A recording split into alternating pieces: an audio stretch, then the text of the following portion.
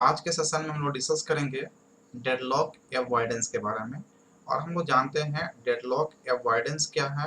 तो ये एक हैंडलिंग मेथड है डेडलॉक का, जिसके थ्रू हम लोग डेडलॉक को हैंडल कर सकते हैं।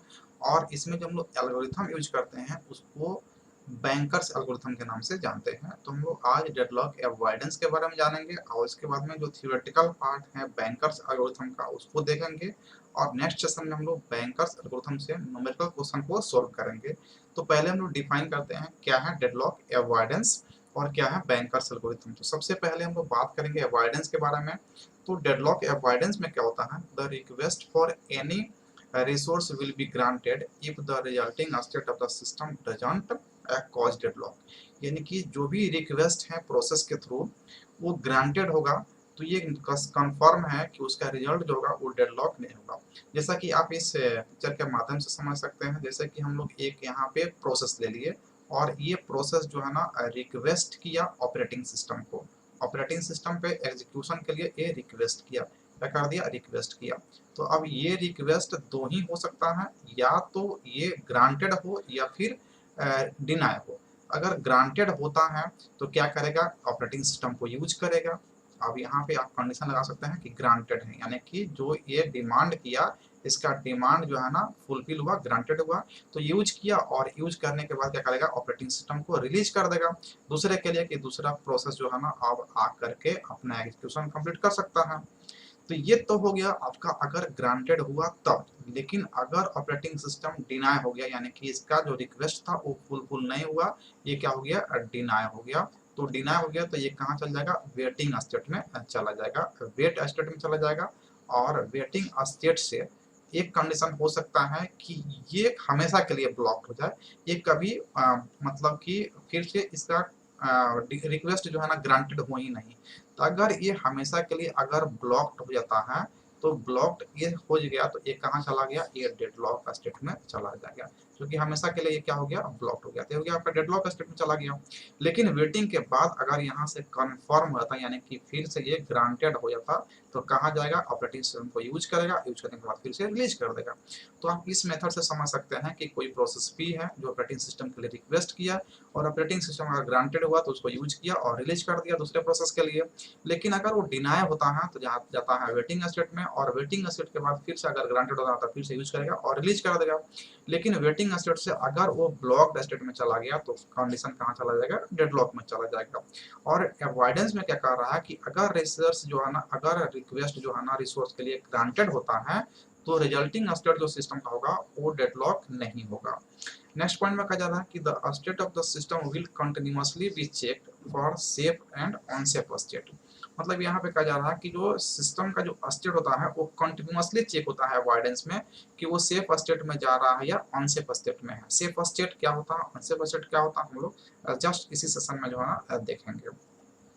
It requires prior information about the needs and total resources. यानी कि अब ये जो आपको सेफ स्टेट और अनसेफ स्टेट जो चेक करना होता है उसके लिए आपके पास प्रायर इन्फॉर्मेशन, कुछ पहले से इन्फॉर्मेशन होना चाहिए कि टोटल रिसोर्सेस कितना अवेलेबल है और कितनी की आवश्यकता है। अगर ये आपको पता है तो आप इन्फॉर्मेशन को चेक कर सकते हैं कि सिस्टम जो है ना सेफ स्टेट में है या अनसेफ स्टेट में जा रहा है। अगर अनसेफ स्टेट में जाएगा तो डेडलॉक हो जाएगा, और सेफ स्टेट में जाएगा तो आपका प्रोसेस जो है ना एग्जीक्यूशन कंटिन्यू करेगा। Deadlock avoidance can be done with bankers algorithm. तो डेडलॉक अवॉइडेंस जो हम लोग करते हैं वो बैंकर्स एल्गोरिथम के थ्रू करते हैं। This algorithm examines resource allocation so that there can never be circular wait condition. ये जो होता है ना, जो रिसोर्स का एलोकेशन होता है उसको एग्जामिन करता है, उसको जो है चेक करता है, जिसके थ्रू वो चेक करता है कि सिस्टम सर्कुलर वेट में तो नहीं जा रहा है। और अगर सर्कुलर वेट में गया तो आपका सिस्टम अनसेफ स्टेट में चला गया, दैट मीन्स कि वहाँ पे डेडलॉक अक्रेंस होगा। अगर सेफ स्टेट में है, सर्कुलर वेट नहीं हो रहा है, तो क्या होगा, डेडलॉक आपका अवॉइड हो गया। तो ये जो है ना आपका कंडीशन हो गया, जिसमें आप देख पा रहे हैं, आप ये कह सकते हैं कि इन डेडलॉक अवॉइडेंस अगर रिसोर्स का रिक्वेस्ट प्रोसेस रिक्वेस्ट का अगर ग्रांटेड होगा तो रिजल्टिंग जो सिस्टम का स्टेट होगा वो डेडलॉक नहीं होगा। डेडलॉक में क्या होता है कि ऑलवेज जो है ना कंटिन्यूअसली चेक होता है कि सेफ स्टेट में है या अनसेफ स्टेट में है। और यह स्टेट चेक करने के लिए हमें चाहिए टोटल रिसोर्स कितने हैं और कितने की आवश्यकता है, और ये सब हम लोग करते हैं किसके थ्रू, बैंकर्स एल्गोरिथम के थ्रू। तो ये हमारा डेडलॉक अवॉइडेंस हो गया। आगे हम लोग बैंकर्स एल्गोरिथम को भी डिस्कस करेंगे और सेफ और अनसेफ स्टेट क्या होता है उसको भी डिस्कस करेंगे। अब हम लोग बात करते हैं बैंकर्स एल्गोरिथम। बैंकर्स एल्गोरिथम कहाँ यूज होता है, तो डेडलॉक अवॉइडेंस में यूज होता है। इसे आप बिल्कुल ध्यान रखेंगे क्योंकि ऑब्जेक्टिव में यहाँ से क्वेश्चन पूछे जाते हैं। Bankers algorithms is used in deadlock avoidance. तो बैंकर्स एल्गोरिथम को डेडलॉक अवॉइडेंस में हम लोग यूज करते हैं। The name was chosen because this algorithm could be used in banking system. Bankers algorithm इसका नाम चूज करने का कारण रहा है कि इसको बैंकिंग सिस्टम में ज्यादा इंप्लीमेंट किया गया, to ensure that the bank never allocates its available cash such that it can no longer satisfy the needs of all the customers। अगर कस्टमर्स बहुत ज़्यादा हो गए हैं और देख रहा है बैंक एम्प्लाई कि हमारे पास उतना कैश अवेलेबल नहीं है जिससे कि हम इस सारे कस्टमर को सेटिस्फाई कर पाए, तो उस केस में क्या होता है, वो पहले एग्जामिन कर लिया कि इतने कस्टमर्स हैं, हमारे पास इतने कैश हैं और ये नहीं हो सकता है, तो वो चेक कर लिया और उसको अवॉइड कर दिया। वहाँ पे जो है ना डेडलॉक नहीं होगा। अगर वो नहीं चेक करता कि कितने कस्टमर है, हमारे पास कितने स्टेट कैश हैं, और बिना ये वेरीफाई किए हुए अगर अपना काम एग्जीक्यूशन शुरू कर देता, तो मे भी बीच में जाकर के आपका जो डेडलॉक की होने की संभावना बढ़ जाता। It checks for safe state. ये चेक सेफ स्टेट के लिए चेक करता है। कैसे चेक करता है कि if after granting request system remains in safe state then it allow the request. मतलब कि ये ग्रांटिंग तब करता है रिक्वेस्ट को जब चेक कर ले कि वो सेफ स्टेट में। अगर आप रिक्वेस्ट किए, जैसे बैंक में ही कोई कस्टमर जो है ना रिक्वेस्ट करता है कि हमें 2 लाख रुपीज अभी चाहिए, तो वो क्या करता है कि वो चेक करता है अपने सिस्टम में कि हमारे पास 2 लाख कैश है या नहीं, और बाकी जो इसके पीछे कस्टमर है उसको हम कैश सेटिस्फाई कर सकते हैं या नहीं। तब जो है ना आपको ग्रांटिंग करता है रिक्वेस्ट का, अदरवाइज डिनाई कर देता है कि कैश नहीं है तो डिनाई कर देता है, तो आपका सिस्टम डेडलॉक में जाएगा ही नहीं। लेकिन अगर ग्रांटिंग कर देते हैं और आपके पास कैश कम है तो क्या होता है कि वो डेडलॉक में चला जाता है। तो ये सेफ स्टेट अगर है तभी ग्रांटिंग करेगा और ये अलाउ कर देगा रिक्वेस्ट के लिए कि हाँ आपका रिक्वेस्ट अलाउ हो रहा है, आप कैश लीजिए और आप अपना प्रोसेस एक्सिक्यूट कीजिए। If after granting request the system is unsafe state then it does not allow the request। यानी कि अगर ग्रांटिंग करने के बाद सिस्टम अनसेफ स्टेट में जा रहा है तो रिक्वेस्ट को ग्रांट करेगा ही नहीं। तो ये दो जो है ना कंडीशन होते हैं बैंकर्स एल्गोरिथम में, जिसको कंटिन्यूअसली जो है ना बैंकर्स एल्गोरिथम चेक करता है कि अगर सिस्टम आपका रिक्वेस्ट आया और सेफ स्टेट में जा रहा है तो रिक्वेस्ट ग्रांटेड होगा, अगर अनसेफ स्टेट में जा रहा है तो रिक्वेस्ट ग्रांटेड नहीं होगा। ये ऐसा कंडीशन होता है चेक करने का। अगर यहाँ पे हम लोग एक सपोज करते हैं कि let n be the number of process, आपके पास n प्रोसेस का नंबर है in the system and m be the number of resource, यानी कि n प्रोसेस है और m रिसोर्सेस है।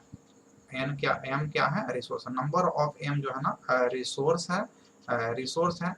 Then we need the following data structure. तो हमें क्या जरूरत है चेक करने के लिए, तो हमारे पास अवेलेबल चेक करना है कितना अवेलेबल है, और अवेलेबल हम लोग पता करेंगे टोटल कितना है और उसमें कितना एलोकेट हो चुका है। जैसे हमारे पास मान लीजिए कि 40 कंप्यूटर्स हैं, तो 40 कंप्यूटर टोटल हैं और इनमें से हम लोग जो है 20 को हम एलोकेट कर दिया, मतलब 20 कंप्यूटर पे जो है ना स्टूडेंट जो है ना लैब कर रहा है। तो हम चेक करें हमारे पास अवेलेबल कितना है, तो अवेलेबल हम यहाँ पे जब निकालेंगे तो हम निकालेंगे टोटल कितना है 40 और -20 एलोकेटेड है, तो हमारे पास अवेलेबल कितना अभी 20 ही है। तो 20 में ही हम किसी को एलोकेशन कर सकते हैं। नेक्स्ट नीड कितने हैं, यानी कि जरूरत कितना है, तो जरूरत मतलब मैक्सिमम कितना आपको चाहिए और हम कितना आपको एलोकेशन मिल चुका है। मतलब कि आपको अगर कोई प्रोसेस आता है तो उसके पास जो है ना उसको मैक्सिमम कितना चाहिए, 20 चाहिए, लेकिन उसके पास पहले से 12 है, तो नीड कितना है, 8 की आवश्यकता है, तो यहाँ पे नीड कितना हो जाएगा 8। तो ये दोनों आपको निकालना होता है और इसी के थ्रू आप चेक कर पाते हैं कि सिस्टम आपका सेफ स्टेट में जा रहा है कि अनसेफ स्टेट में जा रहा है, अवेलेबल और नीड। अब सेफ स्टेट और अनसेफ स्टेट क्या होता है उसको हम एक बार डिस्कस कर लेते हैं। सिस्टम का जो है ना 2 स्टेट होता है, एक सेफ स्टेट और एक अनसेफ स्टेट। तो सेफ स्टेट में कहा जाता है कि ये system is said to be safe if the needs of all process should be satisfy. यानी कि सिस्टम सेफ में तभी होगा जो जितने प्रोसेस हैं उतना का जो जरूरत है वो सेटिस्फाई हो रहा है with the available resources in the same order. यानी कि जो ऑर्डर प्रोसेस के आ रहा है उसी प्रोसेस में अगर उसका जो ज़रूरत है वो पूरा हो रहा है तो कोई दिक्कत नहीं है, सिस्टम सेफ स्टेट में ही रहेगा। The order in which the needs of process are satisfy is called safe sequence. अब जैसे कि कोई प्रोसेस P1 आया और उसको जो है ना 5 रिसोर्स की आवश्यकता है और आपके पास अवेलेबल है 6, तो आराम से इसको 5 दे दीजिएगा, अपना ये प्रोसेस एग्जीक्यूट कर लेगा। फिर P2 आया तो P2 के पास जो है ना इसको 10 चाहिए, तो 6 आपके पास पहले से था और 5 P1 के पास था, ये एग्जीक्यूट कर लिया, तो 5 और 6 कितना हो गया, 11 हो गया, तो आप इसको दे देंगे तो ये एग्जीक्यूट कर लेगा। तो जिस ऑर्डर में आ रहा उसी ऑर्डर में अगर वो सेटिस्फाई हो जाता है तो हम लोग कहेंगे सिस्टम सेफ स्टेट में है। और सेफ सीक्वेंस निकालना होता है, तो जिस सीक्वेंस में प्रोसेस एग्जीक्यूट करेगा उस सीक्वेंस को सेफ सीक्वेंस कहा जाता है। इसको हम लोग न्यूमेरिकली करके देखेंगे, बैंकर्स एल्गोरिथम का जब न्यूमेरिकल क्वेश्चन करेंगे तो वहाँ पे हम लोग सेफ सीक्वेंस को फाइंड करेंगे। और सेफ सीक्वेंस मल्टीपल सीक्वेंस हो सकता है। There may be multiple step sequence for a given system of the system at a time, यानी कि किसी भी सिस्टम के एक ही समय के लिए गिवन स्टेट में मल्टीपल स्टेप सीक्वेंस हो सकता है। ये हम लोग मल्टीपल सीक्वेंस कैसे निकलेगा हम लोग निकाल करके देखेंगे बैंकर्स एल्गोरिथम में। तो ये हो गया अगर सेफ्टी के बारे में, सेफ स्टेट के बारे में, अगर जो भी प्रोसेस आ रहे हैं जिस सीक्वेंस में आ रहा है उस सीक्वेंस में उनका जरूरत पूरा हो रहा है तो सिस्टम कभी भी डेडलॉक में जाएगा ही नहीं। और अगर सीक्वेंस अगर मिल रहा है और प्रोसेस एग्जीक्यूट कर रहा है, अपना एग्जीक्यूशन कंप्लीट कर रहा है, तो उस सीक्वेंस को सेफ सीक्वेंस कहेंगे। और एक ही स्टेट पर किसी सिस्टम का मल्टीपल सेफ सीक्वेंस हो सकता है।